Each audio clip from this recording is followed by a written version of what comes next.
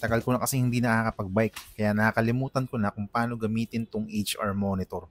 Ginawa ko pang brief ang pagsusuot may hook naman pala na parang bra. Yo! Welcome sa episode 16 ng Project Sexy. Tagal ding natambak ni Swexy. So ayun, for this episode finally na-testing ko na sa totoong ride yung negative stem upgrade ko. Grips at bagong water bottle from Rock Bros pare. Pinilit ko lang mag-ride ngayon, sa totoo lang. Masaya naman at nalabanan ko ang katamaran.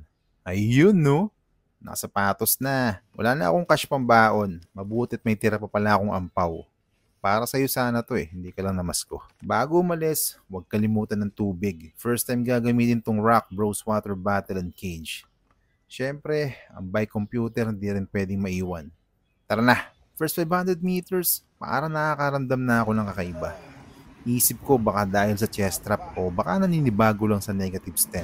Hindi ko na rin matiis kaya 5 kilometro tumigil ako at nagpahinga. Stretching kuno tapos larga ulit. Another kilometer, hindi ko talaga matiis pare. Hindi maganda sa pakiramdam. Ayun, tigil ulit. Dito na ako nag-adjust. Bike fit kuno. Naisipan kong iatras ang saddle ko. Pagkatapos mag-adjust ay nawala ang pangit na pakiramdam sa dibdib at nakarating sa Bermosa. So eto yung bike natin. At eto ako habang umiinom sa aking bagong Rock Bros bottle. Ilang beses ko bang uulitin. At eto naman si Swexy. Wala akong glove sa ride na to. Ramdam ko yung pagbaon ng palad ko sa silicone grips. Sabi nga you get what you pay for. Ayos lang naman. Eto yung stem. Salamat at pumogi si Swexy. Konting check-up lang din sa bike pagkatapos matambak. Ayun, napansin ko na kinalawang yung ZTTO lacquering natin. Pati tong bolt, pati pala tong cleats ko nagkaroon din. Baka may recommend na kayong mga titanium bolts dyan. Teka, dadaldalan ko muna kayo. Pagkatapos dumaldal, nagpunta lang ako sa McDo para magkape.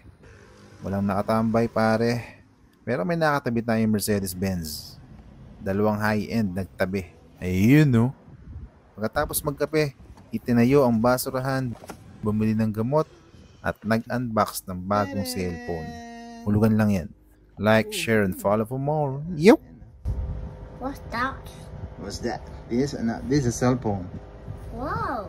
That's just you need to put the cell phone inside. Yeah. Daddy got it. So yun mga tol, andito tayo ngayon sa Bermosa. So okay naman.